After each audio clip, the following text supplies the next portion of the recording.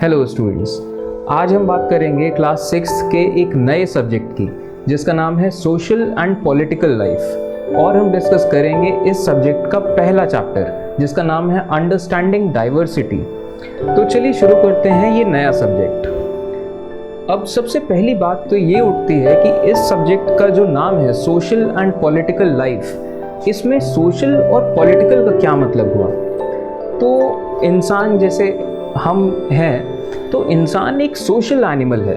Social animal का क्या मतलब कि इंसान हमेशा एक दूसरे से मिलजुल कर रहते आए, ग्रुप्स में रहते आए।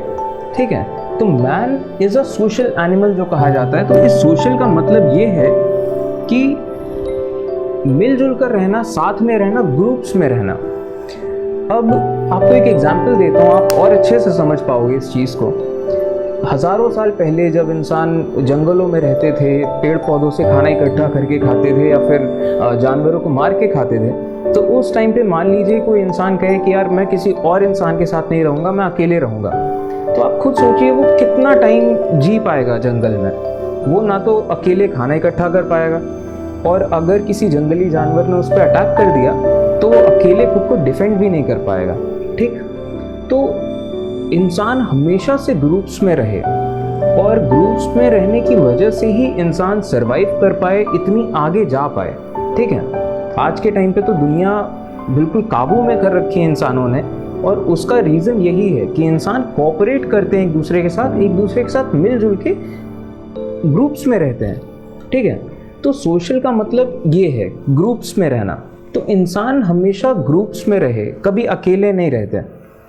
अब जब इंसान ग्रुप्स में रहते हैं तो ये भी हो सकता है कि मान लीजिए दो ग्रुप्स हैं, वो शांति से, शराफत से एक दूसरे के साथ रहते हैं, और मे भी ये भी हो सकता है कि दो ग्रुप्स हैं और वो आपस में लड़ते ही रहते हैं, कुछ भी हो सकता है। अब वो ग्रुप्स किस तरीके से काम करते हैं, ठीक है, तो उन ग्रुप्स के काम करने के तरीके को, उन ग्रुप्स की जो सोच है जीने के तरीके को, इस पूरी तमाम चीज़ों को डिफाइन करती है वहाँ की पॉलिटिक्स।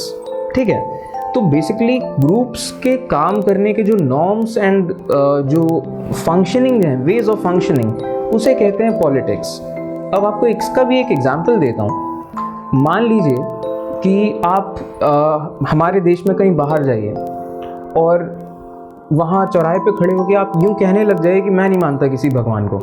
ठीक है, तो चलिए कोई बात नहीं होगी।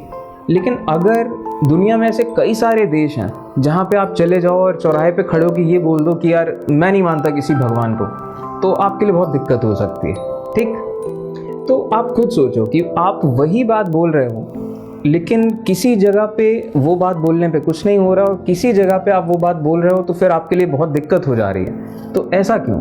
क्योंकि किसी ग्रुप्स के वे ऑफ फंक्शनिंग अलग है, किसी ग्रुप का वे ऑफ फंक्शनिंग अलग है। अब वे ऑफ फंक्शनिंग कैसा होता है, दैट इज पॉलिटिक्स या फिर पॉलिटिकल। ठीक है, तो ये तो बात रही इस सब्जेक्ट के नाम की, सोशल एंड पॉलिटिकल लाइफ, कि वो तमाम चीज़ें जो इंसानों का social and political order define करती हैं। तो चलिए शुरू करते हैं इस सब्जेक्ट का पहला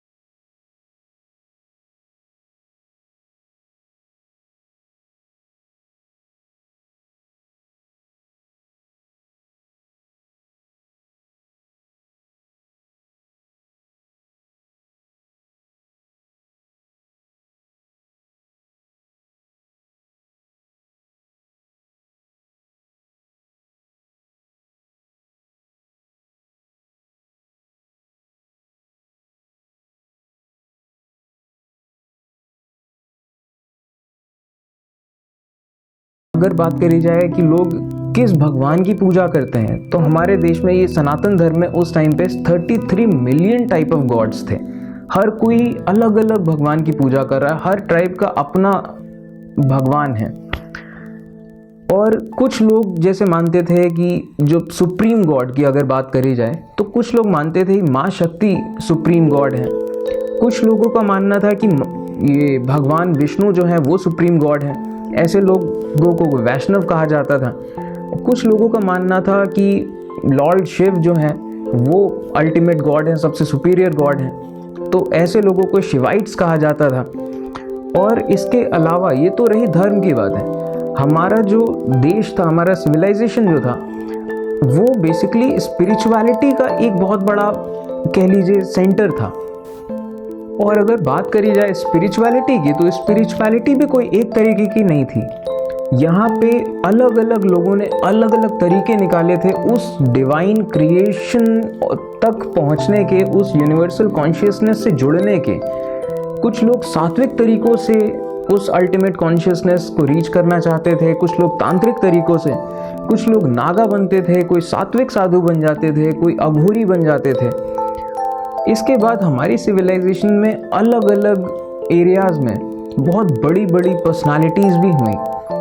उन बड़ी बड़ी पर्सनालिटीज़ ने हज़ारों लोगों की ज़िंदगी बदली अपनी फ़िलॉसफी से, अपने टीचिंग से, और वहीं से पैदा हुए कई सारे और रिलीजन्स। जैसे करीब 2500 साल पहले बुद्धिज़्म और जैनिज़्म इंडिया से निकले और दुनिया भर के अलग अलग कोनों में गए। ये एक बहुत बड़ा कंट्रीब्यूशन है हमारी सिविलाइजेशन का।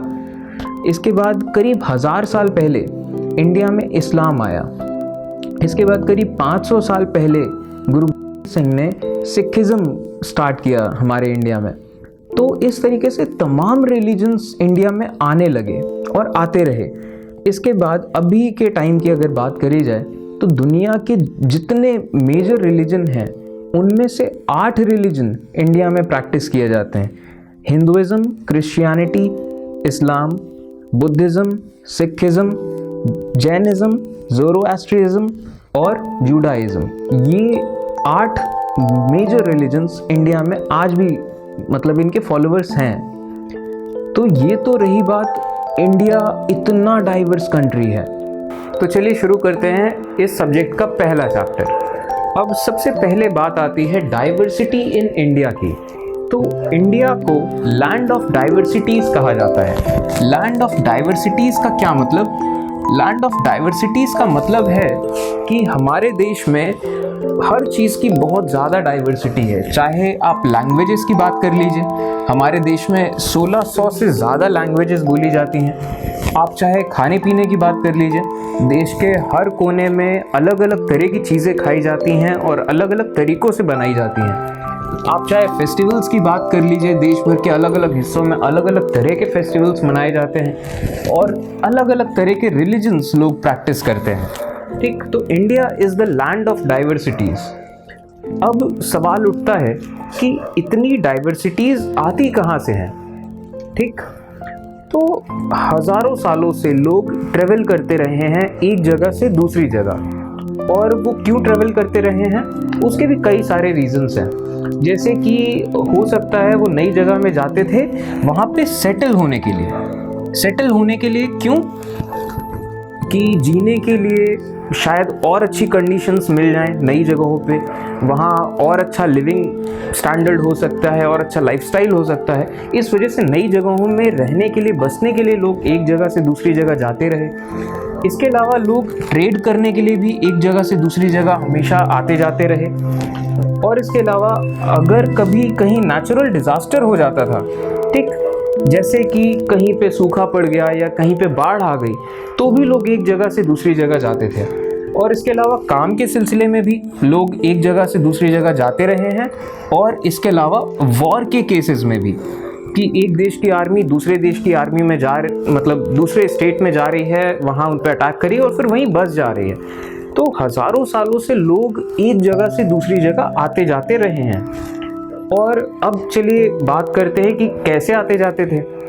अगर आज के टाइम में आप बात करिए तो आज के टाइम में लोग प्लेन्स का यूज़ कर सकते हैं, कार से जा सकते हैं, बस से जा सकते हैं, लेकिन आज से 200-300 साल पहले ना प्लेन्स थे, ना कार्स थी, ना ट्रेन्स थी। तो उस टाइम पे लोग कैसे जाते थे?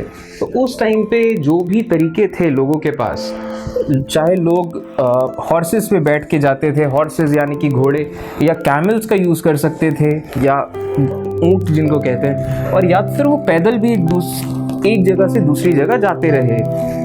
अब ये तो बात हुई कि लोग एक जगह से दूसरी जगह जाते थे और कैसे जाते थे। अब इससे डाइवर्सिटी कैसे आती है? तो लोग जब एक जगह से दूसरी जगह जाते हैं, या यूं कह लीजिए कि लोग पुरानी जगह से जब नई जगहों पे जाते हैं, तो वहाँ पे नई जगहों में जाने के बाद उनको पता चलता है कि वहाँ नए तरीके की लैंग्वेजेस बोली जाती हैं, नए तरीके का खाना बनाया जाता है, उन नई जगहों पे म्यूज़िक भी नई तरीके का है। और वहाँ पे जब वो लोग बसते थे, ठीक, तो उस जगह के अकॉर्डिंग एडजस्ट करते थे। तो इससे होता ये था कि अब जैसे नई जगह में आ गए तो उनको नई लैंग्वेज सीखनी पड़ती थी लोगों से बात करने के लिए। अब नई लैंग्वेज जब वो सीखते थे और अपनी पुरानी लैंग्वेज से वो थोड़ा बहुत मिक्स हो जाती थी, ठीक। अब जैसे खाना बनाने की बात करते हैं, तो नई जगह में जाते थे तो नई नई तरह की चीज़ें मिलती थी खाना बनाने के लिए, तो वो नई नई तरह की चीज़ों को अपने अंदाज में बनाते थे और अपनी सीखी हुई पुरानी डिशेस को नए अंदाज में बनाते थे। तो इस तरीके से खाने पीने की भी बहुत सारी वैरायटीज़ हो जाती थी।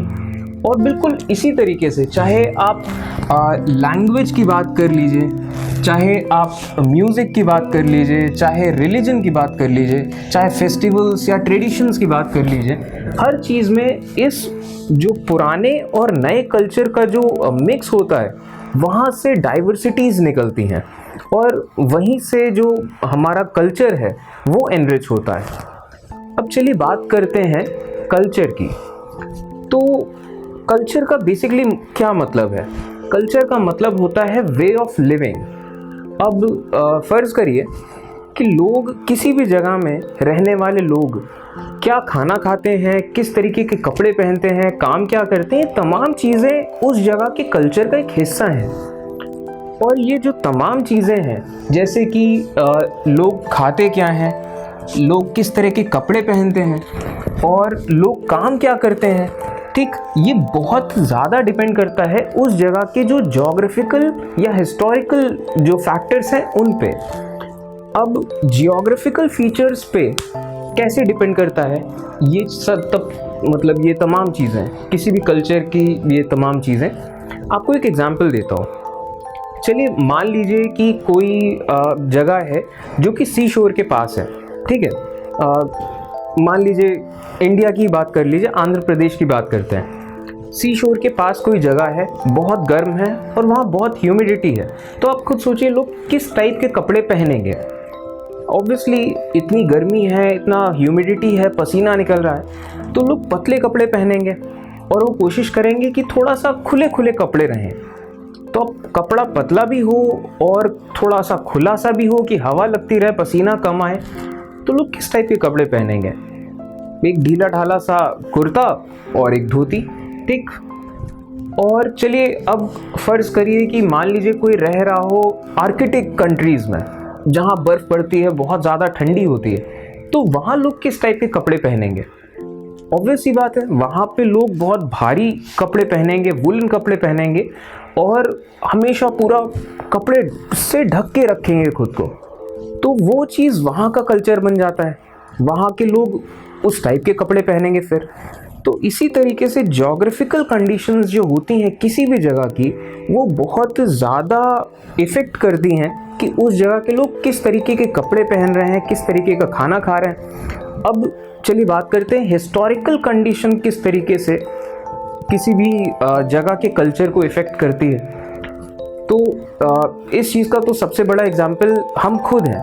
अब जैसे बात करते हैं, हम जिस लैंग्वेज में बात कर रहे हैं बीच बीच में इंग्लिश, ये हमारी लैंग्वेज नहीं थी, ठीक है। ये हमारी लैंग्वेज बनी जब हम पे अंग्रेज़ आए, अंग्रेज़ों ने राज किया हम पे 400 साल, वहाँ से हमने ये लैंग्वेज सीखी है, ठीक है।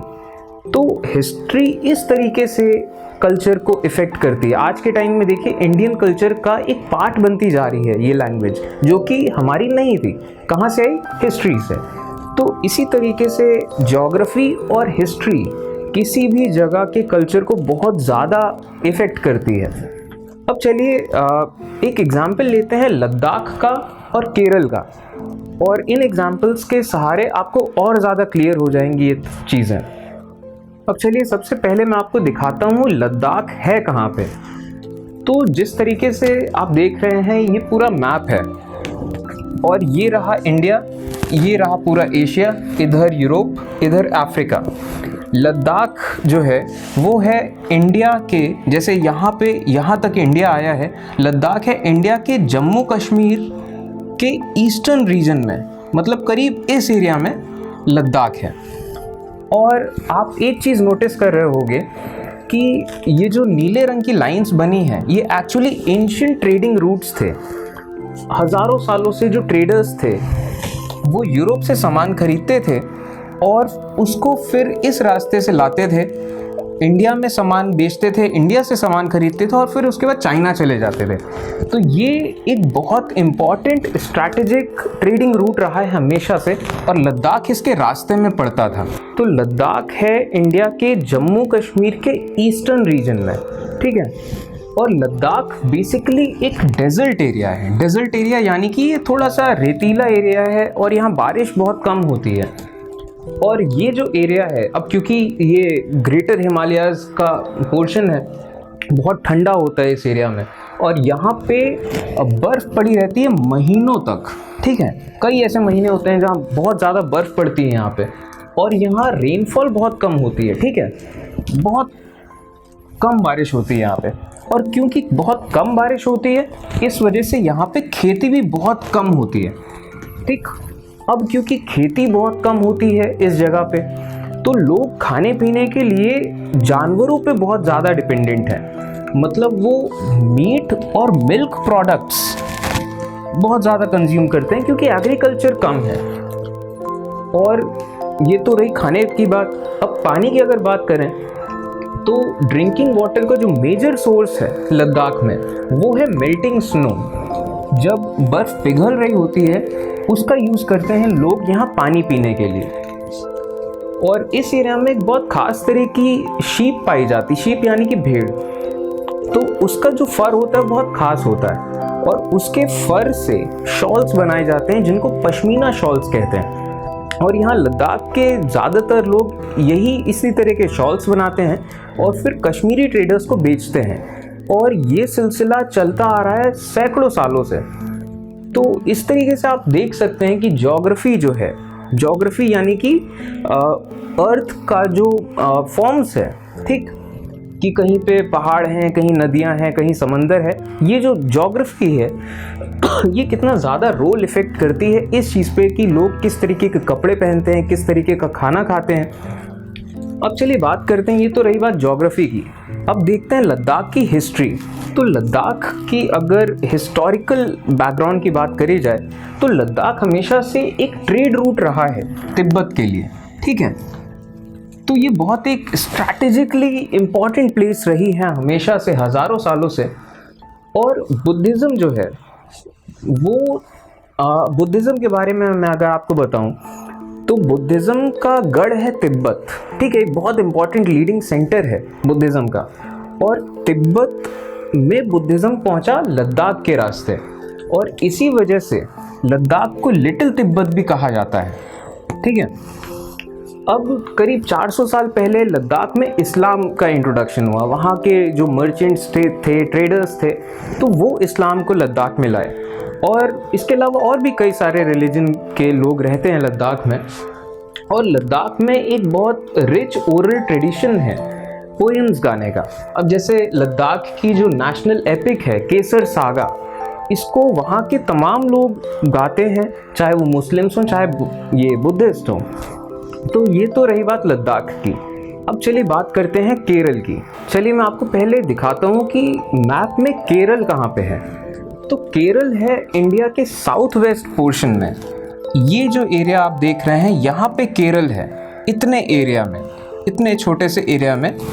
और ये बहुत एक इम्पॉर्टेंट प्लेस रही है ट्रेडर्स के लिए। आप देख रहे होंगे कि जो ट्रेडर्स यूरोप से पानी के रास्ते आते थे वो केरल एक तरीके से पोर्ट था उनके लिए, और जो अरेबियन कंट्रीज से भी जो ट्रेडर्स आते थे वो भी सबसे पहले केरल में आते थे।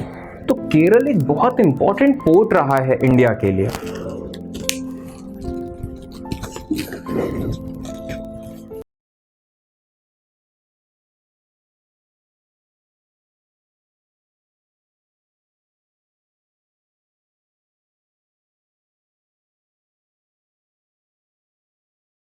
अगर केरल की ज्योग्राफी की और बात करी जाए तो केरल के एक तरफ समंदर है और केरल के दूसरी तरफ हिल्स हैं, ठीक है।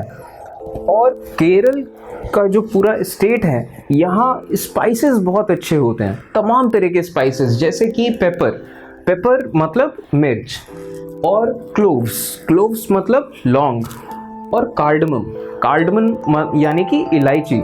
तो इस तरीके के बहुत स्पाइसेस होते हैं केरल में, बहुत अच्छी क्वालिटी के स्पाइसेस होते हैं। तो इस वजह से केरल एक बहुत मतलब इम्पॉर्टेंट हब रहा है, बहुत अट्रैक्टिव प्लेस रहा है ट्रेडर्स के लिए, ठीक है। ट्रेडर्स हमेशा से केरल में आते थे, वहाँ से उनके मसाले लेकर पूरी दुनिया में लेके जाते थे। तो केरल एक बहुत इम्पॉर्टेंट पॉइंट रहा है उनके लिए। और इसी तरीके से जो सबसे पहले जो ट्रेडर्स थे वो थे ज्यूइश एंड अरब ट्रेडर्स। सबसे पहले ये लोग केरल में आए थे करीब 2000 साल पहले, जब जीसस क्राइस्ट जिंदा थे, ऑलमोस्ट उसी टाइम के आसपास सेंट थॉमस इंडिया आए थे क्रिश्चियनिटी का पैगाम लेकर। और उस टाइम पे ही इन्होंने पहली चर्च बनाई थी इंडिया में। और इंडिया का जो समंदर का रास्ता है उसको ढूंढा था पोर्चुगीज़ लोगों ने। और आप देख रहे होंगे केरल का जो ये पूरा हिस्ट्री रहा है, वहाँ इतने अलग अलग देशों के तमाम तरह के अलग अलग रिलीजन के ट्रेडर्स आते रहे हैं, बसते रहे हैं। इसी वजह से केरल में कई सारे रिलीजन्स प्रैक्टिस किए जाते हैं। केरल के बारे में आपको एक बहुत इंटरेस्टिंग फैक्ट बताता हूँ। केरल में जो फिशिंग नेट्स यूज़ किए जाते हैं, ऑब्वियसली केरल समंदर के पास में है, तो समंदर के पास में है तो वहाँ फ़िश बहुत ज़्यादा कंज्यूम करी जाती है, क्योंकि सबसे इजीली अवेलेबल, सबसे फ्रेशली अवेलेबल वहाँ फ़िश है। तो फिशिंग नेट्स जो कि यूज़ किए जाते हैं केरल में, वो काफ़ी हद तक सिमिलर है चाइनीज़ फिशिंग नेट्स के। ये बहुत अजीब सी, थोड़ा सा इंटरेस्टिंग सी बात थी, क्योंकि केरल और चाइना में बहुत लंबा डिस्टेंस है, लेकिन फिर भी दोनों में काफ़ी सिमिलैरिटी है। और इसके अलावा केरल में जो खाना बनाने का बर्तन होता है उसको चीना चट्टी कहते हैं, और इसके बारे में कहा जाता है इसका जो नाम है वो भी चीन से आया है, चीन यानी कि चाइना।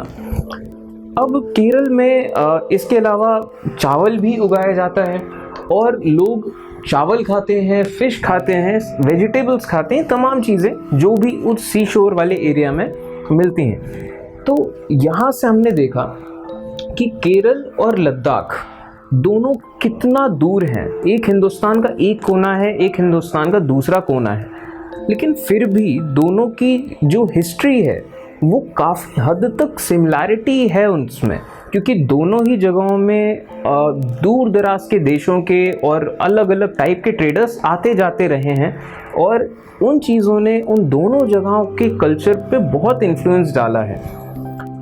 तो इन सब दो एग्जाम्पल से हमने देख लिया कि किसी भी जगह की हिस्ट्री और किसी भी जगह की ज्योग्राफी उस जगह के कल्चर को बहुत ज़्यादा इन्फ्लुएंस करती है।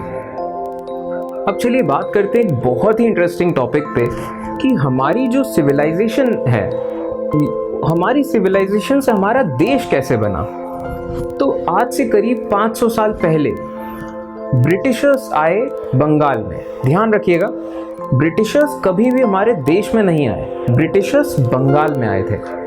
और ब्रिटिशर्स हमारे देश में नहीं आए, इसका क्या मतलब? ऐसा इसलिए क्योंकि हमारा देश उस टाइम पे था ही नहीं, ठीक है। हमारा देश नहीं था तो फिर क्या था? चलिए मैं आपको एक सिचुएशन बताता हूँ, आप इमेजिन करिए और बस महसूस करने की कोशिश करिएगा।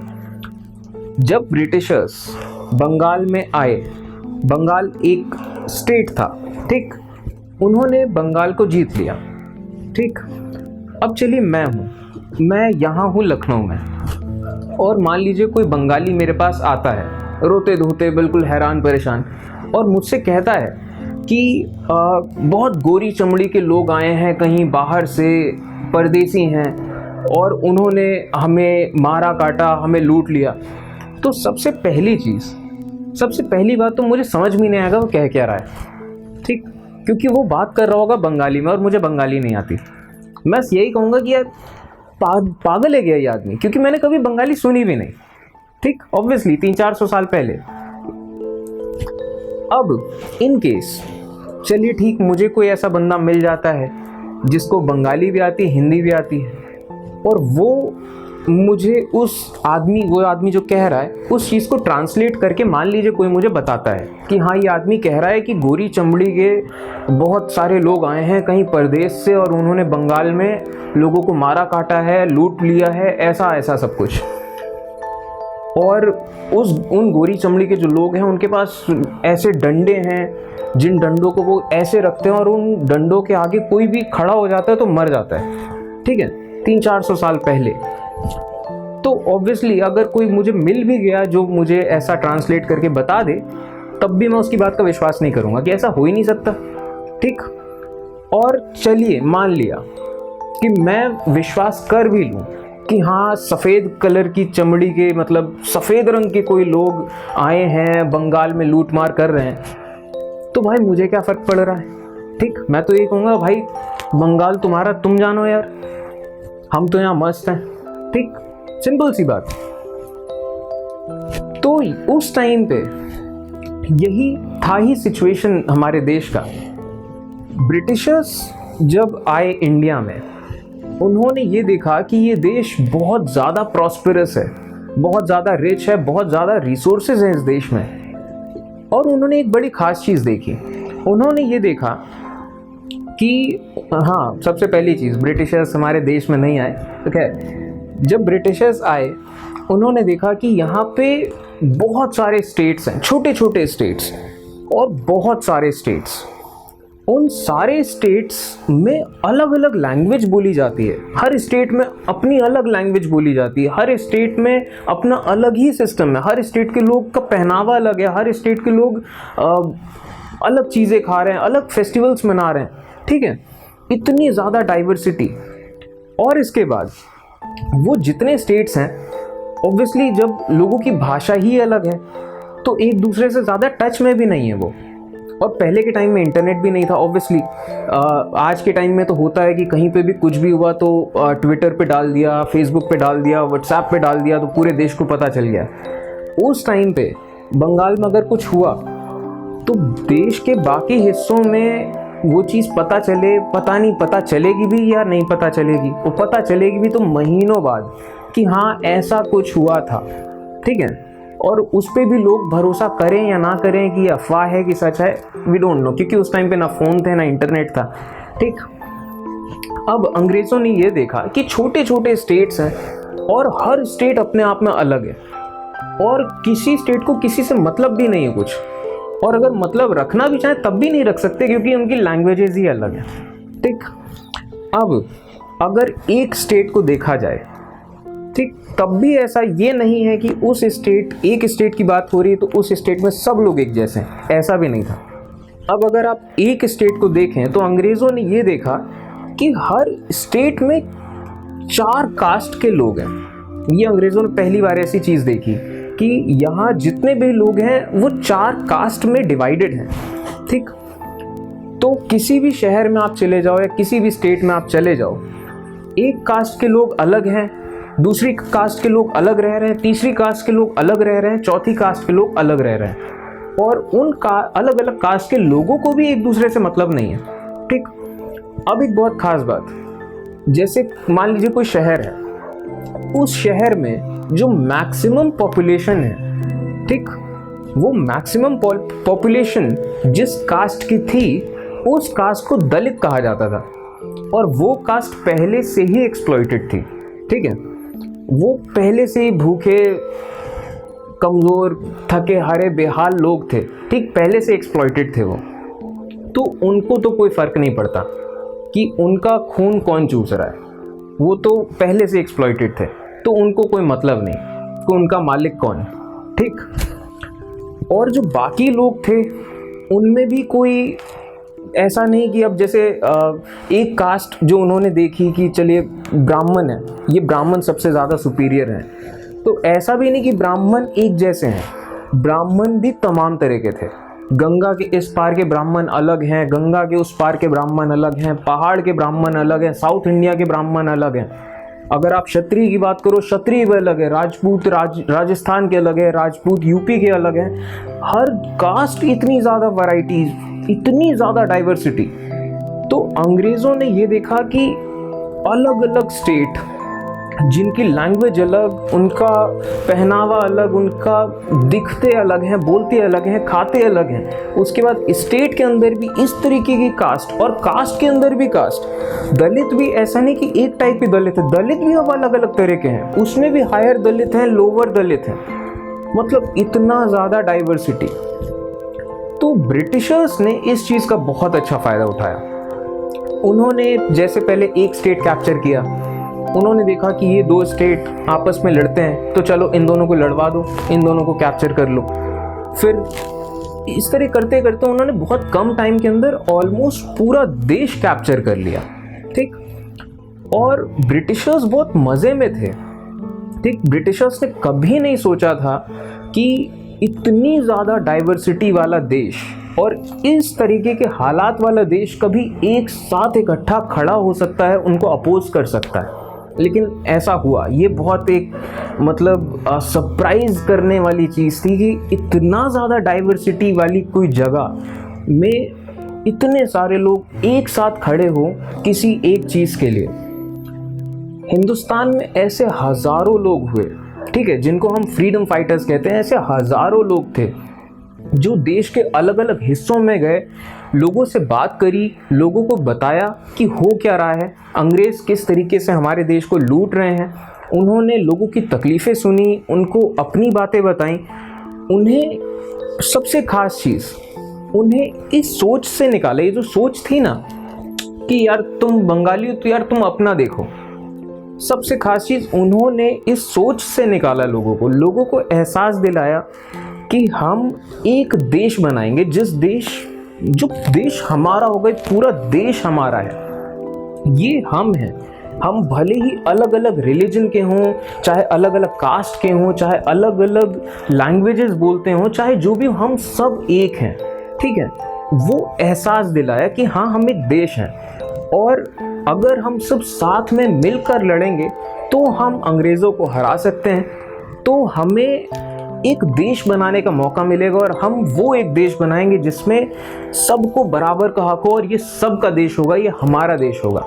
और वहाँ से वो ख्याल बना हमारा देश। तो अब अगला टॉपिक जो है वो है यूनिटी इन डाइवर्सिटी। तो जब ब्रिटिश लोग ये इंडिया पे रूल करते थे, तो इंडिया के अलग अलग कल्चर के, अलग अलग रिलीजन के, अलग अलग बैकग्राउंड्स के लोग साथ में आए और उन्होंने ब्रिटिशर्स को अपोज किया, ठीक है। हज़ारों लोग ऐसे थे जिन्होंने प्रोटेस्ट किया ब्रिटिशर्स के खिलाफ, और ब्रिटिशर्स ने उन लोगों को जेल में भी डाल दिया, लेकिन फिर भी वो लोगों की हिम्मत को नहीं तोड़ पा रहे थे। ब्रिटिशर्स ने बहुत ऐसी कोशिशें करी लोगों की हिम्मत तोड़ने के लिए। एक ऐसा ही वाक़या हुआ था अमृतसर के जलियांवाला बाग में। हुआ ये था कि जलियांवाला बाग में बहुत सारे लोग इकट्ठा हुए थे, एक तरीके का छोटा सा एक मेला था वो, और लोग आए थे अपनी अपनी बात कहने के लिए और प्रोटेस्ट करने के लिए अंग्रेज़ों के खिलाफ। लेकिन ये बहुत शांति वाला प्रोटेस्ट था, कोई हथियार नहीं थे, लोगों को वायलेंस नहीं करना था, हिंसा नहीं करनी थी, लोग बड़े शांति से आराम से थे जिस बातचीत करने के लिए। और वहाँ पे अंग्रेज़ों ने ओपन फायर करवाया था, मतलब सामने सामने लोगों पे सरेआम दिन दहाड़े गोलियां चलवाईं। सैकड़ों लोग मर गए और घायल हो गए। मतलब ये बेशर्मी की और इंसानियत की मतलब हद थी, कि मतलब ये साफ एक मैसेज था देश को कि अगर आप हमारी बात नहीं मानोगे, हम यूँ सरेआम आपको मारेंगे। लेकिन ये तमाम कोशिशें करने के बाद भी ये चीज़ें काम नहीं आई। अंग्रेज़ों ने सोचा था कि वो कैसे ना कैसे करके दबा ले जाएंगे हमारे फ्रीडम स्ट्रगल को, हमारे देश को। लेकिन ऐसा हुआ नहीं। जो तमाम धर्मों के लोग हैं, चाहे वो हिंदू हों, सिख हों, वो सब तमाम लोग सब साथ में आए इस देश की कल्पना में। ठीक, अब इस देश की जो कल्पना थी कि हम एक देश के लिए लड़ेंगे और ये हम सब एक देश हैं, इसकी कल्पना में बहुत ज़्यादा सहारा मिला कई सारे सॉन्ग्स, सिंबल्स का। ठीक है, ये सॉन्ग्स और सिंबल्स जो थे, ये थे हमारे देश के, उस देश के लिए जिसके लिए लोगों को लड़ना है। ठीक, और ये एक तरीके का रिमाइंडर भी है हमारी जो देश है उसके इतने रिच ट्रेडिशन का, इतना जो हमारा एक इतिहास है उसके एक तरीके के सिंबल्स हैं ये हमारे देश के। तो ये था पहला चैप्टर, अंडरस्टैंडिंग डाइवर्सिटी। उम्मीद करता हूँ आपको ये चैप्टर समझ में आया होगा, हर चीज़ समझ में आई होगी और इंटरेस्टिंग लगा होगा। और इस चैप्टर का ख़त्म हम करते हैं इकबाल के एक शेर के साथ। यूनान मिस्र रोमा सब मिट गए जहाँ से। यूनान मतलब कि ग्रीस, मिस्र मतलब कि इजिप्ट, रोमा मीन्स रोम मतलब ग्रीस सिविलाइजेशन, इजिप्शियन सिविलाइजेशन और रोमन सिविलाइजेशन की बात करी गई है। तो यूनान मिस्र रोमा सब मिट गए जहाँ से, बाकी है अब तलक नामो निशा हमारा।